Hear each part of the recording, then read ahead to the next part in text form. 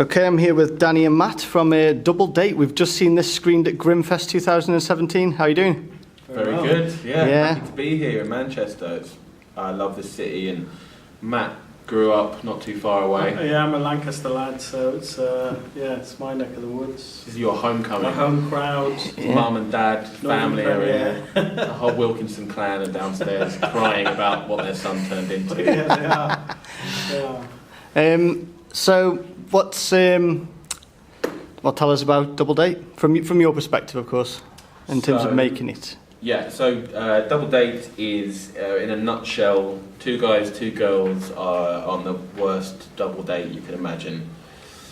A guy, Jim, who I play, is cripplingly shy about talking to women, dating in general. On the one night that he conquers his fear is the one night that he should be afraid, because these women are scary. And so that's the kind of the basic plot, and I liked that idea, but wrote a very rough draft to the script, got it to Matt, who saw enough potential, even though it was written on the back of a fag packet in crayon. He said, well, there's something here, but it needs work. And then so we spent a couple of years developing it together. Yeah, I think what I loved about the original pitch from Danny was that it was a mashup of two movies that shouldn't really sit together. So we've all seen the sex comedy of two mates, one of them needs to get laid, how do you make that work? And we've all seen the horror film, and actually, we've all seen the horror film where it's driven by two women on a kind of rampage, and I just love the idea of these two movies kind of meeting in a parking lot and then going off together as one film, and I just thought there was a lot of potential there. And so then the exercise was just, how can we make it real?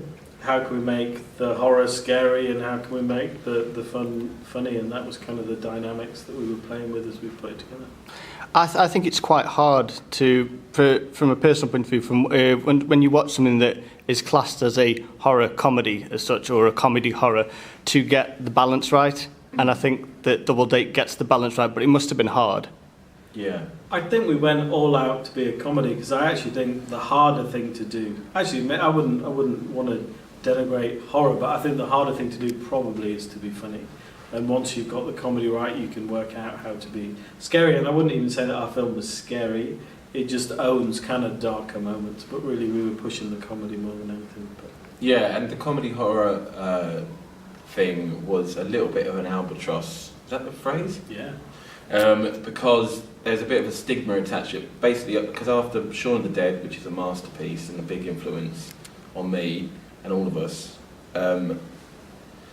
after that there was a lot of copycats, there was a lot of people, there was a lot of really bad comedy horror, and I think it got saturated and people got sick of it as a genre a little bit. So we were hoping to reinvigorate it a bit, and then you've also got amazing films come out like Get Out, Alice Lowe's Prevenge, and it just feels like there's a new sort of wave of comedy horror done in a much darker, more brutal way.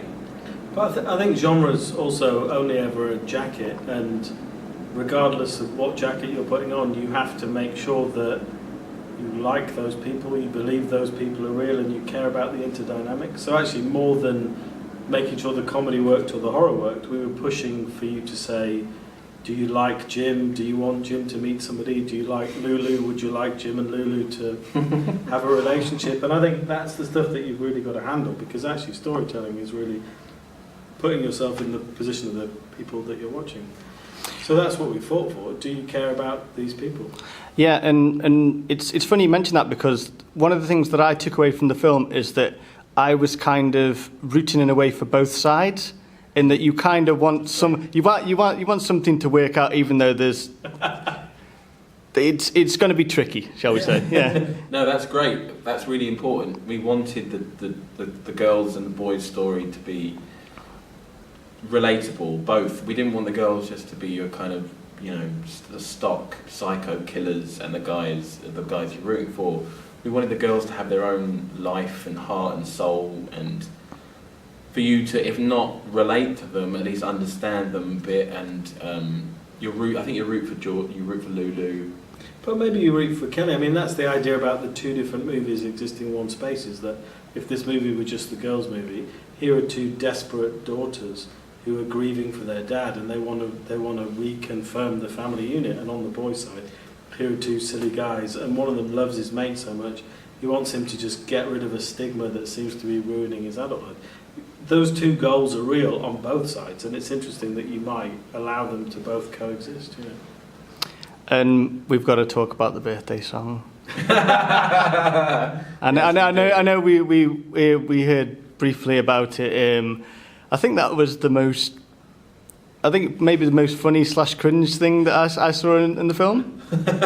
We weren't in the room for that, so we don't know how it went down. But it was an experience.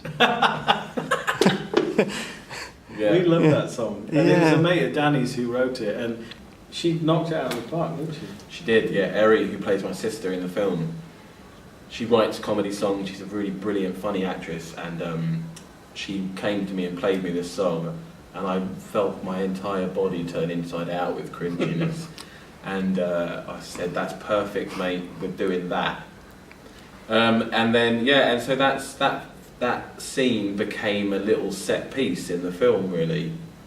I'm not sure I understand. That's Danny's Siri. Doesn't understand this. Didn't understand that answer. Yeah. This was my robot friend. He's channeling your. I don't know why Siri just keeps talking to me for no reason. Fuck off. And so that scene became really bonkers, and originally it was a much more standard family dinner scene, but it wasn't really popping up, it wasn't really working. And so I remember Matty had the idea, well, why don't you make them the polar opposite of Michael's parents? And so we go to extremes. So we've got the really happy clappy Christian. I think what all the parents do, and we worked quite hard on this, is they contextualise the kids. So you meet someone, you think you know them, and then you see the parents, and it contextualises them. And what we wanted to do with Jim was put him in an environment where he couldn't be more loved. And they've given everything they can to this person, but he's still ended up with his own issues and his own things to work out. So you see Jim in that environment, and it's like an environment of pure love. And then you see Alex with his dad, and it's like, oh my God, trailer park alcoholic, sleeps with prostitutes. But there's sweetness there, and you know that the apple didn't fall far from the tree. You never really get to meet the dad of the girls, but it's all finding the generational thing and seeing how people have ended up how they are. You know. Yeah. Okay, then, and last one, that fight scene was brutal. Yeah. How much fun was that to write, and also, well, I know you weren't a part of it, spoiler alert for anyone who's watching the video, but in terms of, just being part of it, it was like you were wincing every few seconds. Yeah, well, it's funny you say, what was it like to write, because I didn't write it. I wrote in the script, Jim and Kitty and Alex have a fight. It might have been Kitty and have a long fight. And then Ben, the director, basically took that and said, I want to do something here. I want to make a little film within the film. It's like a little short film almost. You could take that fight scene, just show it out of context to people, and they still really enjoy it. It's got its own little beginning, middle and end. So that was Ben's baby, really. And to be honest, I went home when they were shooting it. It was 2 days with no dialogue or jokes. I think I went home with Matt went down the pub and just let Ben smash up a room for 2 days. Yeah. But he had the time of his life. That Ben was in his element shooting something like that. Yeah, I feel it's going to be one of them scenes. I find that the only parallel I can think of off the top of my head would be the Roddy Piper, Keith Gordon, They Live fight that went on for about 12 minutes. This is kind of the modernisation of it.